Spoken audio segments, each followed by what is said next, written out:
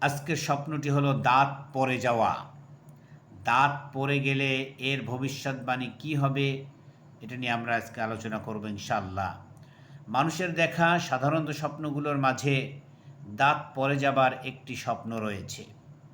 Dream dictionary for ডামিসের লেখক Penney purse ব্যাখ্যা করেন, দাঁত পড়ার স্বপ্ন দেখা মানে হলো আপনি আপনার অবস্থান নিয়ে সন্তুষ্ট নন।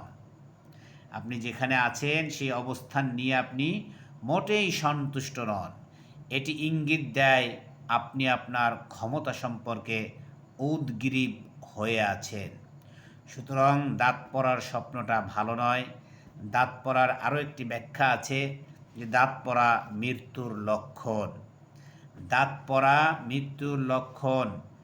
আর এই ব্যাখ্যা অনুযায়ী ড্রিম ডিকশনারি ফর ডামিসের লেখক পেনি পার্সের ব্যাখ্যা অনুযায়ী দাঁত পড়ার স্বপ্ন দেখা মানে আপনি আপনার অবস্থান যেখানে আছেন এটার উপর আপনি সন্তুষ্ট নন।